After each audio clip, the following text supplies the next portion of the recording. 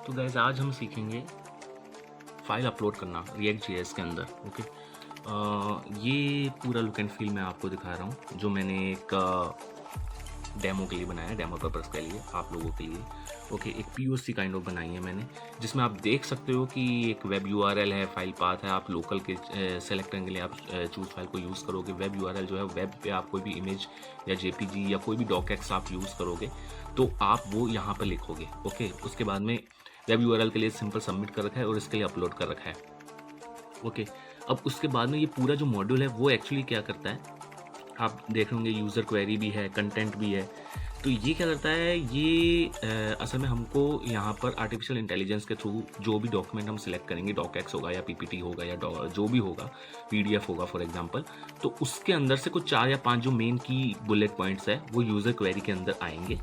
Okay, ये artificial intelligence के through होगा। वो फंक्शनैलिटी ओवरऑल हमें यहाँ पे इन्वोक करनी है। उसके बाद में उसका जो पूरा का पूरा कंटेंट होगा वो यहाँ पर आ जाएगा। ओके, फिर यूज़र जब उसको सबमिट करता है तो उसका जो मेन समरी है वो समराइज होके वो जो पॉइंट्स हैं वो यहाँ पर आ जाएंगे। और एंड में जब यूज़र एक्सपोर्ट करेगा तो वो एक डॉकएक्स के फॉर्मेट में आपको मिल जाएगा। तो इस तरीके से ये पूरा का पूरा एक यूटिलिटी हम बना रहे हैं, ठीक है, जिसमें फाइल अपलोड करना भी एक पार्ट है इसका। उसके अलावा आर्टिफिशियल इंटेलिजेंस के थ्रू उसके अंदर से की एरिया सेलेक्ट करना डॉक्यूमेंट में से और एंड में उनको समराइज करके वापस से एक्सपोर्ट करना, ये पूरा का पूरा हम रिएक्ट जेएस के अंदर बनाएंगे। ओके, वीडियो ज़्यादा लंबा ना हो जाए तो मैं इसको पार्ट्स में बनाऊंगा। ओके, तो ये सबसे पहले मैं आपको यूआई के बारे में मैंने समझाया है अभी, ठीक है। अब इसकी फंक्शनैलिटी के बारे में मैं आपको बता देता हूँ। पहले फंक्शनैलिटी में दिखा देता हूँ कि असल में मैंने अब तक इसमें किया क्या है और आगे क्या कर रहा हूँ।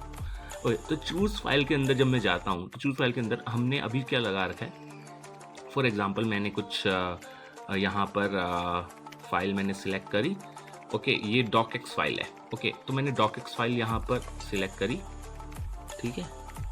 तो आप देखोगे तो कस्टम फाइल के अंदर मैंने ये भी एक फंक्शनलिटी डाली है कि ये पीडीएफ, डॉकएक्स या पीपीटी, मैं यहीं पर ही इतना ही रेस्ट्रिक्ट कर रहा हूँ, यही फाइल्स को हमें अपलोड करना है। ओके, आप अपने हिसाब से ये फॉर्मेट को चेंज भी कर सकते हैं, मैं बता दूंगा वो कैसे करना है। ओके, हालांकि यूज़र यहाँ पर अगर ऑल फाइल्स करता है तो यहाँ पे जो फॉर्मेट जो है वो दूसरे फॉर्मेट्स भी आ जाएंगे अगर अवेलेबल होंगे। मेरे इसमें अवेलेबल नहीं है तो मैं आपको जैसे फॉर एग्जांपल स्क्रीनशॉट में बताता हूँ।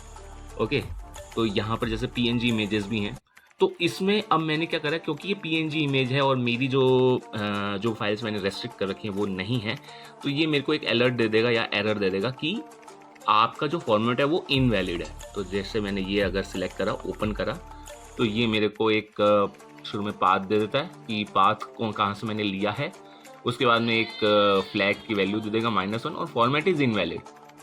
ओके, और अगर सेम मेरा फॉर्मेट अगर वैलिड होता, फॉर एग्जांपल मैंने यहाँ पे अगर मैं पीडीएफ फॉर्मेट लूँ जो कि मेरे सिलेक्टेड फॉर्मेट में से एक है, तो इसका मतलब ओके, पहले इसने पाथ दे दिया पूरा, फिर इसने एक फ्लैग वैल्यू दे दी और उसके बाद में बता रहा है कि फॉर्मेट वैलिड है। ओके, फॉर्मेट वैलिड हो गया और यहाँ पर उसका नाम भी आ गया।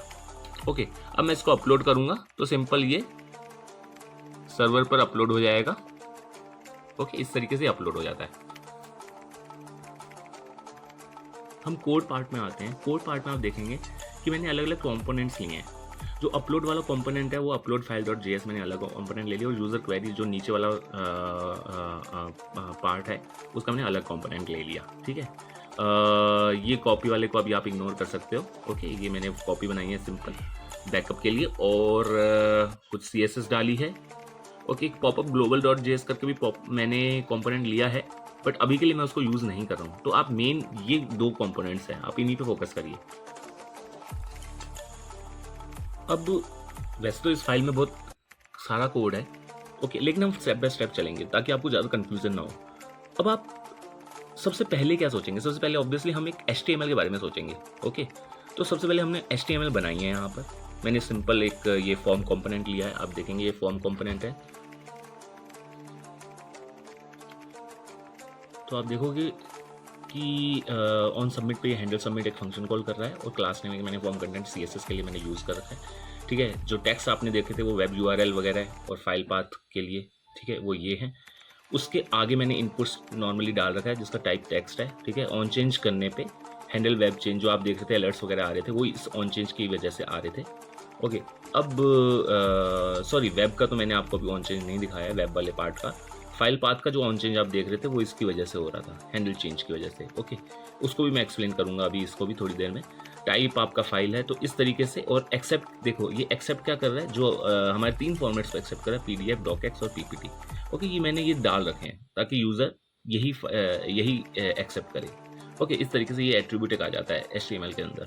तो इस तरीके से ये इसका बना है HTML फिलहाल पूरा का पूरा, ठीक है। और इसके अंदर ये पूरा रिटर्न कर रहा है, ठीक है। और रिटर्न किसके अंदर कर रहा है, ज़्यादा कंफ्यूज नहीं होना, बीच के कोड को भी आप इग्नोर करो, उसमें हम बाद में जाएंगे। ओके, रिटर्न किस में हो रहा है, ये पूरा का पूरा एक कंपोनेंट है जो मैं आपको शुरू में दिखा देता हूँ। ये मेरा कंपोनेंट है अपलोड फाइल करके, ये upload file. Okay, upload file, इसको मैं एक्सपोर्ट करता हूँ। अगर आपको मैं बताऊँ, अभी आप सिर्फ HTML पे ध्यान दो, ठीक है। इसको मैंने एक्सपोर्ट करा है, ठीक है। ओके, ये अपलोड फाइल को मैंने कहाँ एक्सपोर्ट करा है, मैंने भैया app.js के अंदर एक्सपोर्ट करा है। app.js के अंदर क्या है आओ देखते हैं। app.js के अंदर मैंने अपलोड फाइल और यूजर क्वेरी दोनों कंपोनेंट्स को एक्सपोर्ट करा है, ठीक है। फिलहाल हम अपलोड फाइल के बारे में बात कर रहे हैं। तो आज के वीडियो में इतना ही रखते हैं, ठीक है। HTML पार्ट हमने समझ लिया है। अब कल मैं आपको बताऊंगा इसकी फंक्शनैलिटी के बारे में। Okay, thank you. चैनल को जरूर सब्सक्राइब कर देना दोस्तों, प्लीज़।